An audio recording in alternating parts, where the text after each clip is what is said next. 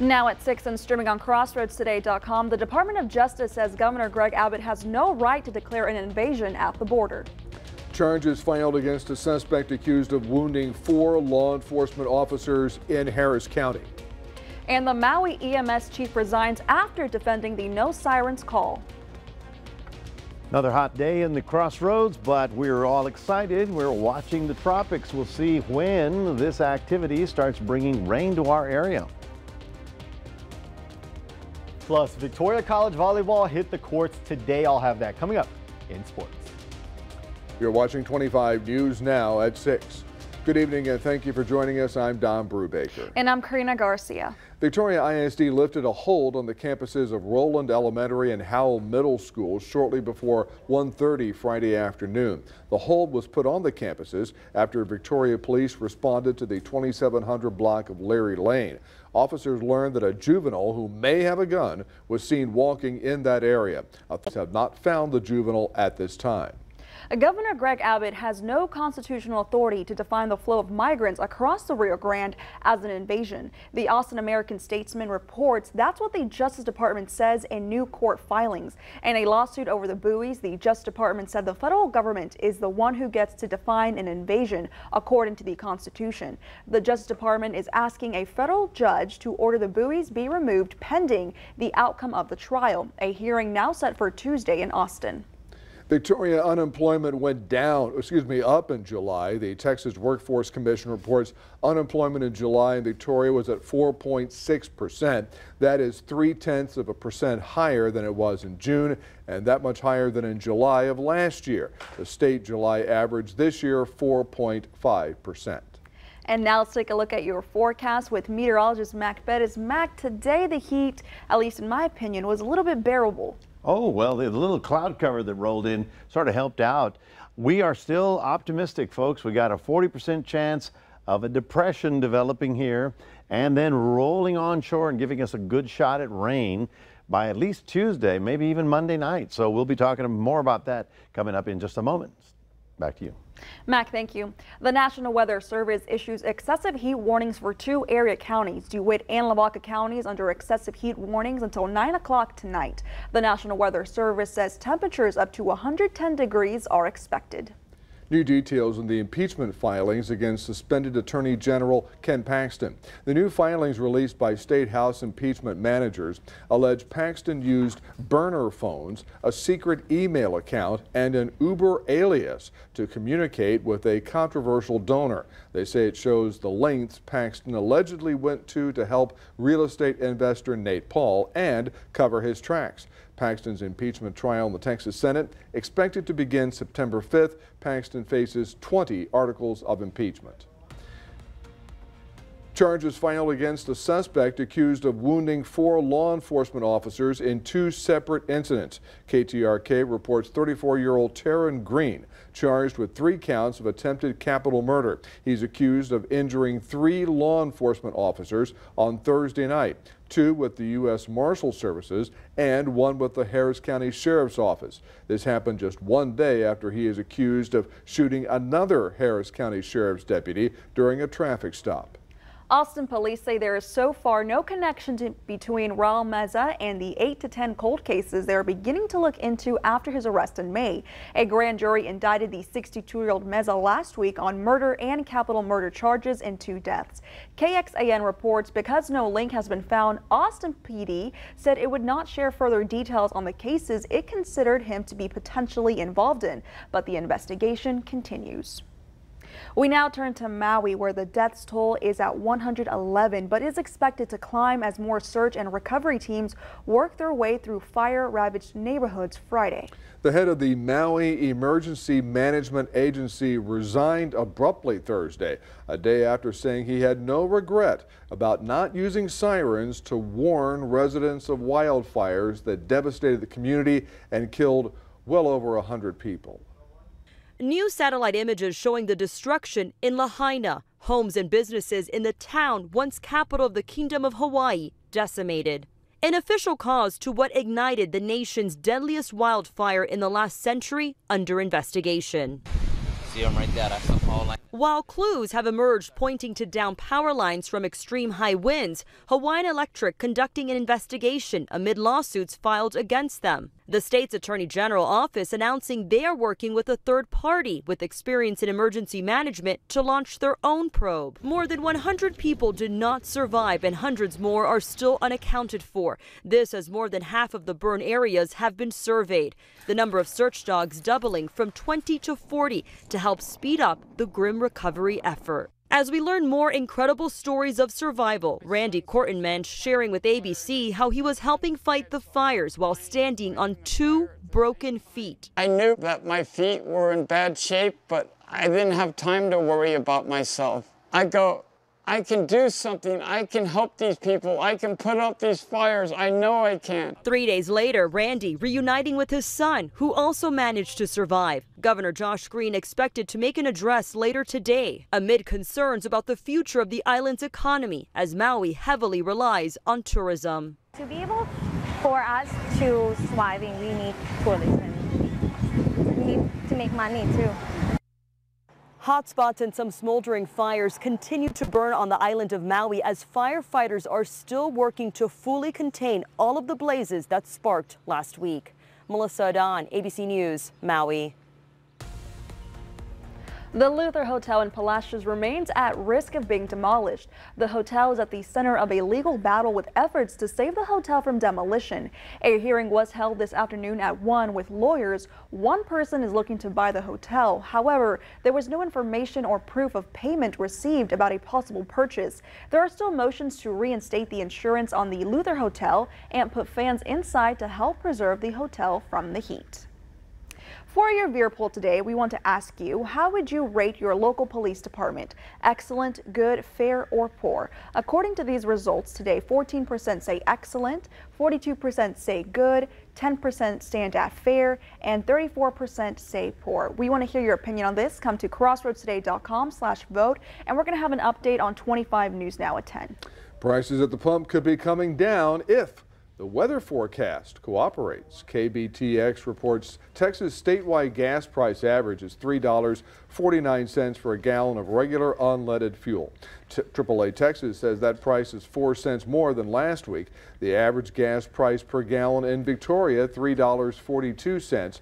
Hurricane season and excessive heat could change things. Some Gulf Coast refineries reduced output in recent weeks due to dangerous working conditions and equipment failures caused by excessive heat.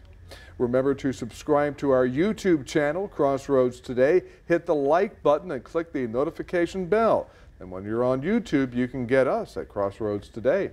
Stay with us. Coming up on 25 News Now at 6. Hurricane Hillary poses a historic threat and wildfires quickly spread in Canada.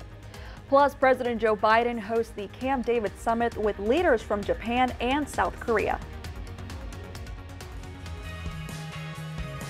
Here's a look at Community Crossroads this weekend. We first sit down with local actors Ginger Joy, followed by Thompson VFD and the Salvation Army of Victoria. And of course, we have an in-studio performance with Rosemary. When times got hard, I acted up. Times were scary or confusing. I acted tough when the path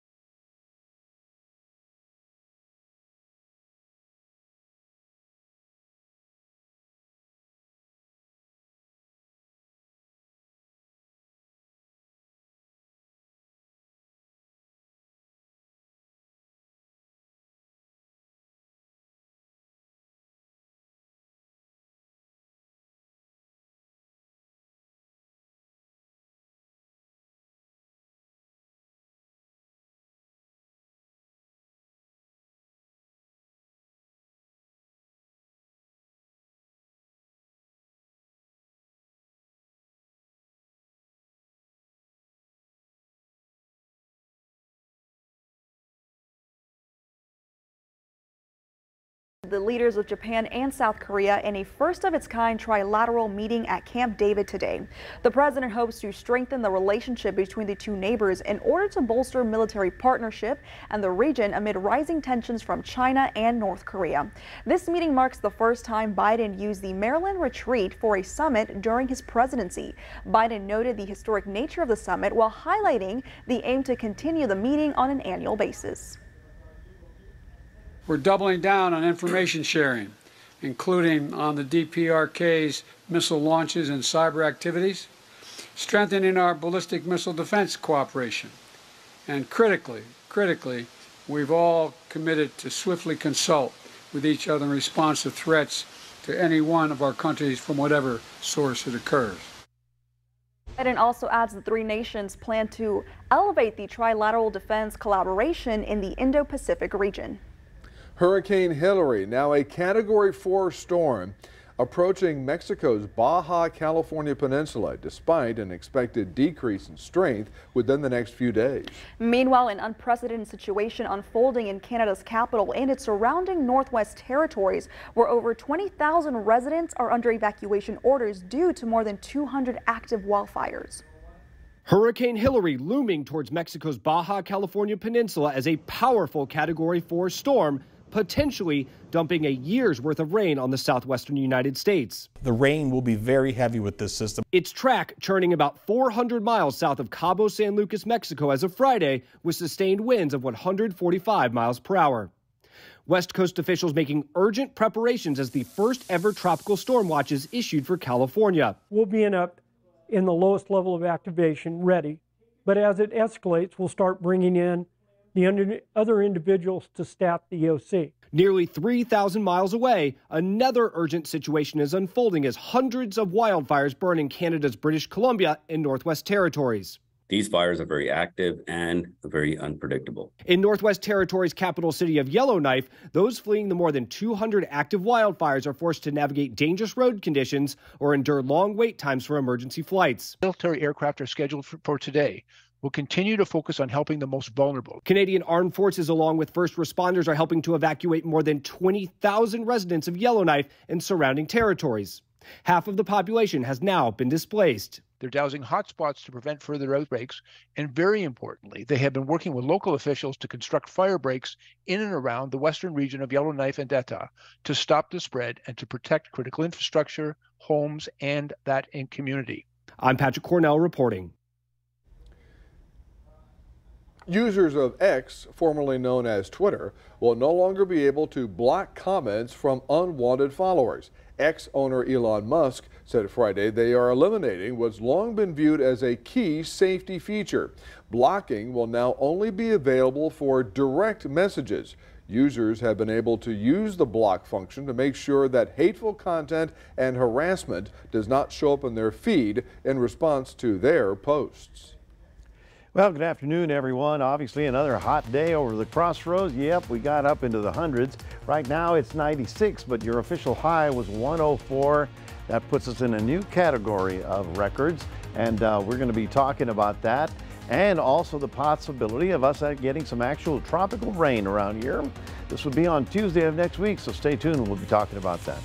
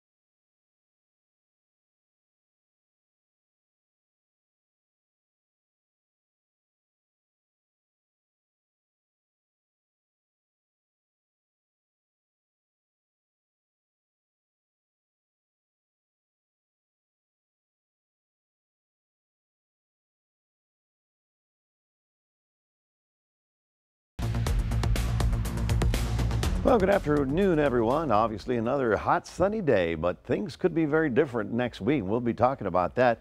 We do have a viewer poll. We've been asking people questions that relate to some sort of weather. And today's question happens to be, which weather change are you excited for next week? Are you looking for the rain? Everybody says yes. Cooler temperatures, mid-90s, and not so much. The tropical system, interested, and is it fall yet? Well, fall's going to be different for us, you know, but I guess everybody's excited about the rain, so let's talk about that. Your temperature, as I mentioned a moment ago, is at 96 right about now. Your high temperature got up to 101. Haven't had any rain in the month of August. As a matter of fact, every day in August has been over 100 degrees. Now, around the region, you can see it was 102 in Bay City, 100 down in Port Lavaca, and 105. Well, it puts us in a new category, folks. As of today, we've had 35 days of 100-degree temperatures, and as a result, we're now number 4 in the amount of 100-degree days that we've had. That's probably going to be changing.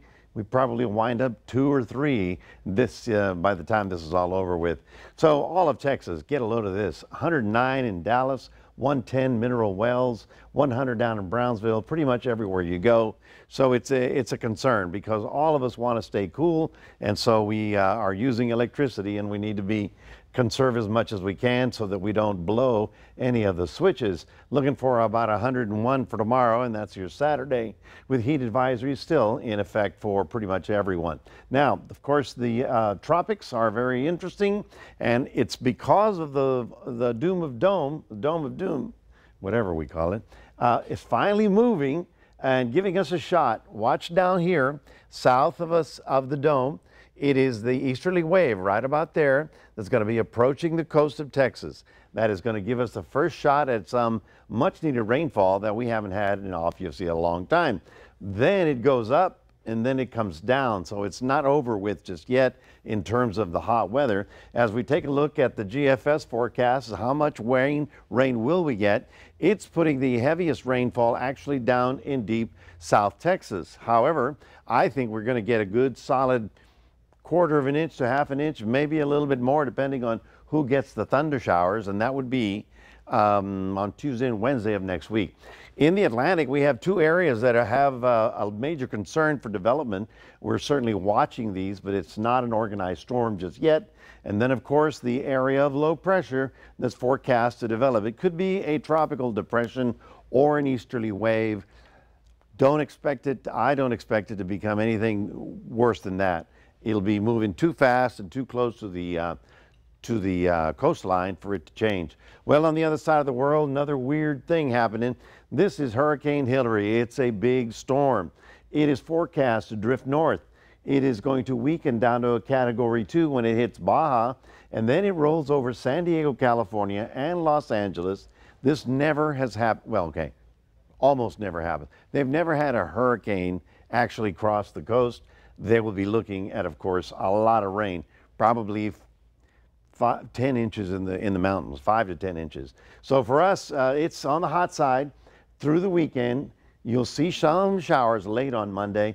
Best chance will be Tuesday and Wednesday with a actual decrease in the temperature department. That's your 7-day forecast, reminding everybody that we do have a QR code. We'd like for you to scan that and put Crossroads Today on your phone. Here's Karina. Thank you, Mac. And now here's sports reporter Zach Brown.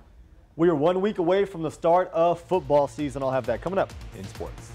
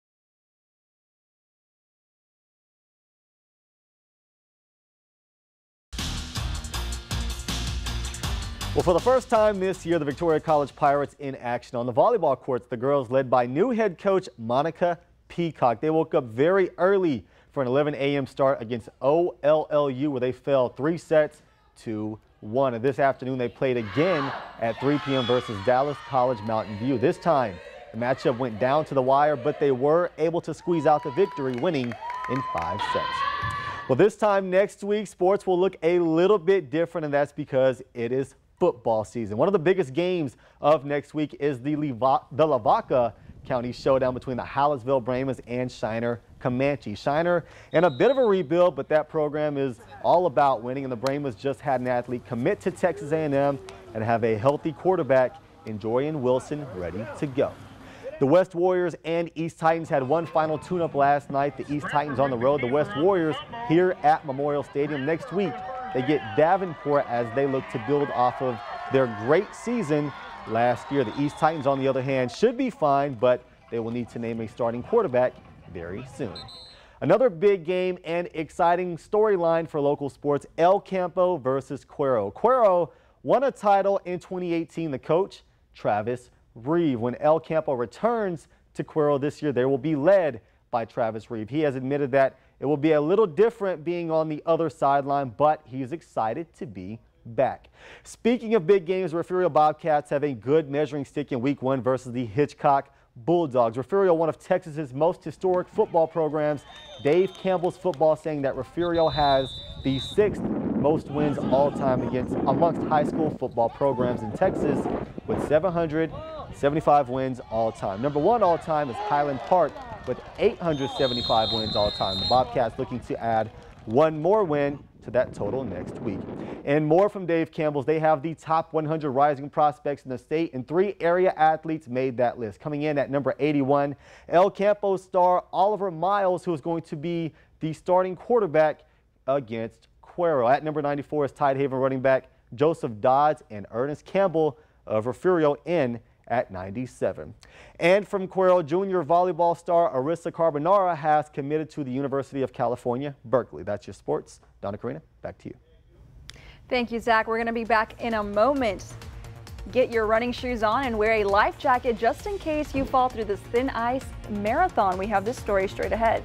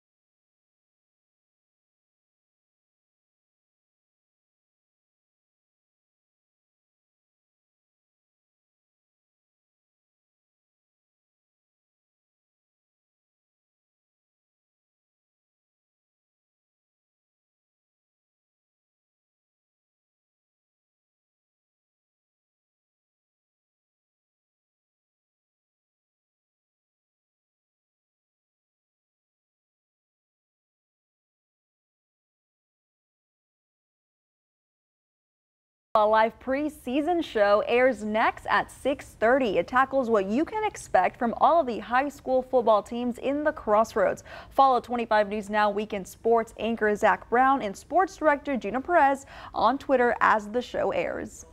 Spanning the globe to bring you the constant variety of sports. Runners took to the ice for a summer marathon at the North Pole this week, and they're off.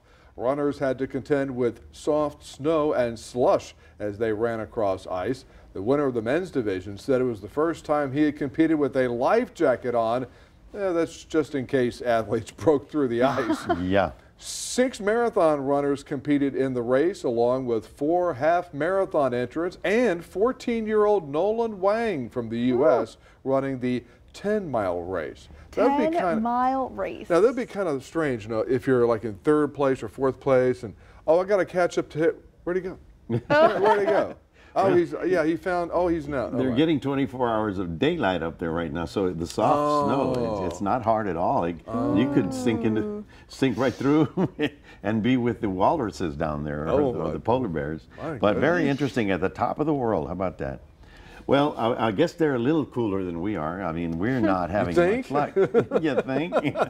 Well, and though that's one of the big stories this year, is that even the North Pole is softening up because of the warm temperatures. But for you, we're looking for another 101 tomorrow, and then we're waiting for the tropics. We're waiting for that system to roll in. Probably on Tuesday is when we had the best chance for showers, and so Monday afternoon and evening you'll see clouds rolling in, and then I'm telling you, you got to wash your car. Please wash your car so that we can get some needed rainfall. Is that a 94 on your screen? I'm sorry? Is that a 94? That's the lowest it's been in. Shocking. And I can't even remember. Well, we have had every day in August so far has been over 100 degrees.